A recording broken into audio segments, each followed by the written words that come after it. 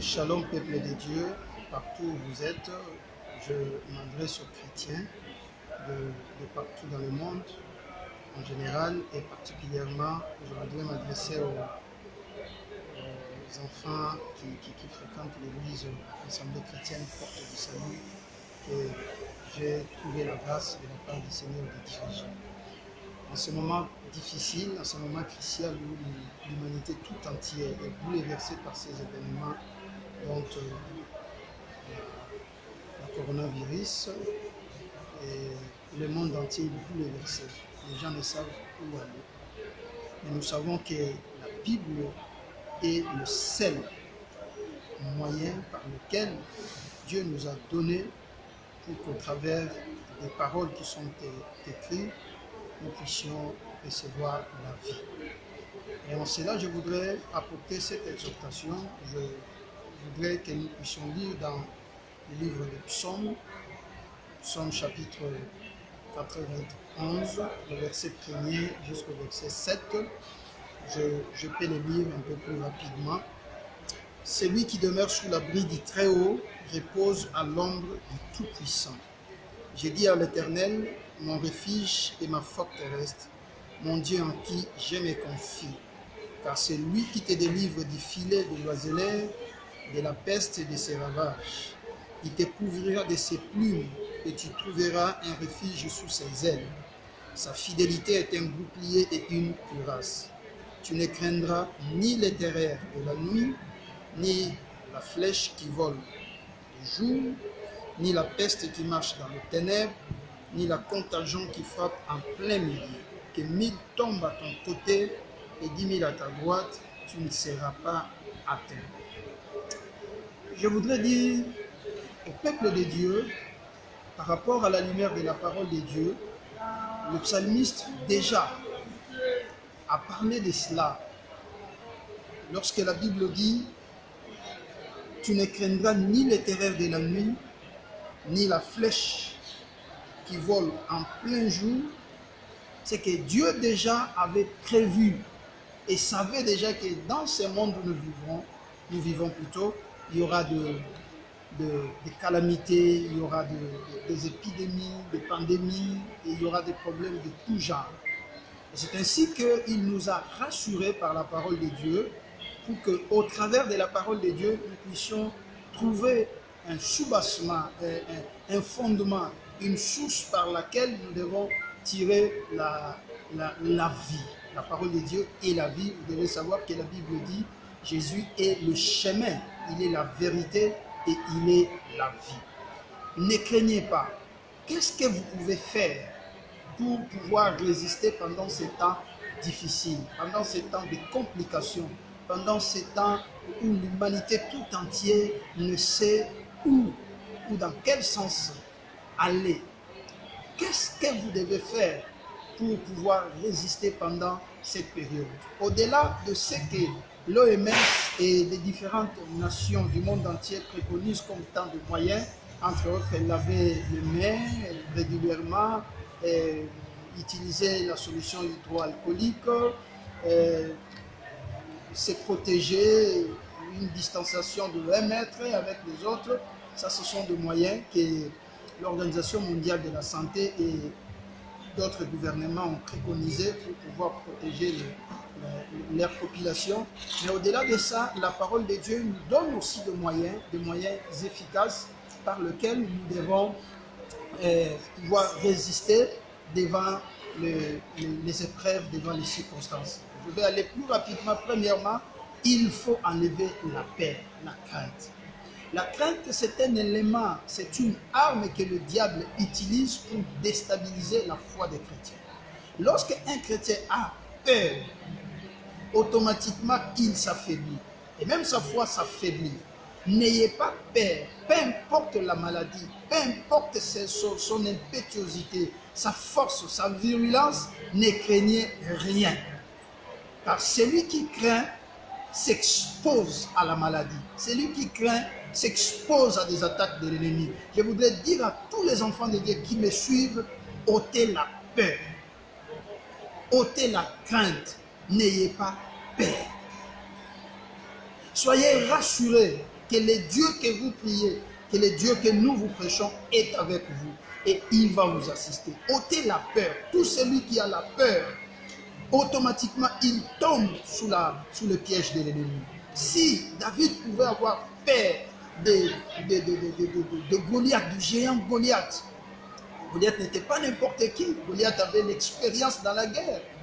Goliath n'était pas n'importe qui. Goliath était quelqu'un de fort, quelqu'un qui avait, non seulement qui travaillait par rapport à l'expérience qu'il avait, du temps qu'il a effectué dans la bataille, mais aussi Goliath travaillait avec ses dieux. Mais David n'a pas regardé sa petitesse, David n'a pas regardé son enfance, mais David a compris qu'il n'était pas seul, il était avec le Créateur. Voilà pourquoi, comme il était avec le Créateur, David pouvait parler que c'est Goliath, je vais le vaincre, je vais le tuer, je vais couper sa tête, je vais donner sa chair aux oiseaux du ciel et aux bêtes des champs.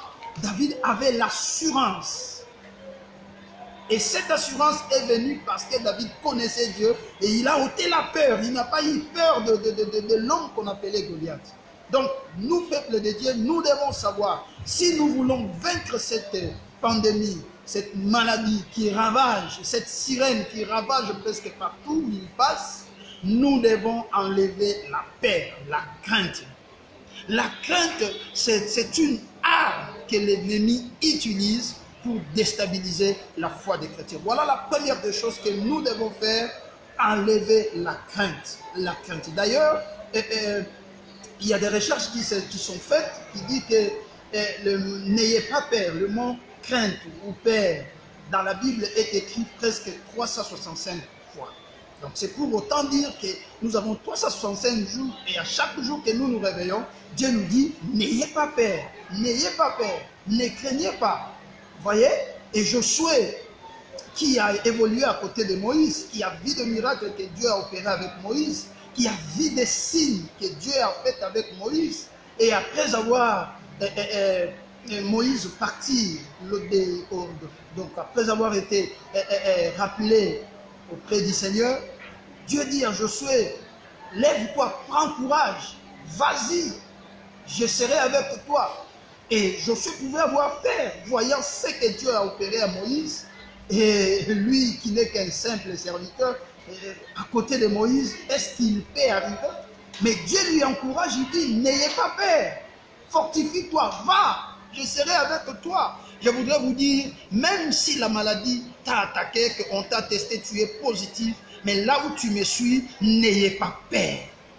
N'ayez pas peur car ce virus peut te quitter. Le nom de Jésus est un nom qui est au-dessus de tous les noms. Le nom de Jésus est un nom qui est au-dessus de toute maladie. Même le coronavirus, le nom de Jésus est au-dessus du coronavirus. N'ayez pas peur.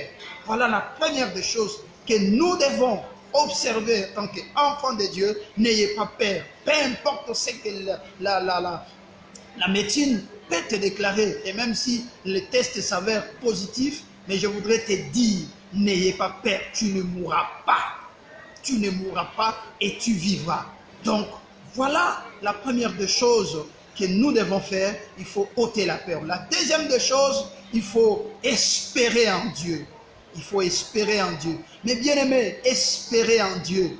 La Bible dit, malheur à celui qui se confie dans l'homme, qui prend la chair comme son appui et qui détourne sa face de l'Éternel. Beaucoup s'appuient sur des médecines et beaucoup disent que voilà, les pays comme la France, les États-Unis, l'Italie, où les infrastructures sanitaires sont beaucoup plus développées que nous, par exemple, les Africains.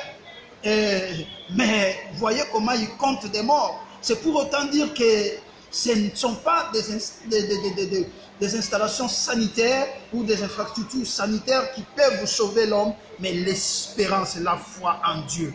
Ayez foi en Dieu, ne vous découragez pas, même si tout ne marche pas, même si tout ne va pas, ayez foi en Dieu, car celui qui croit verra la gloire de Dieu.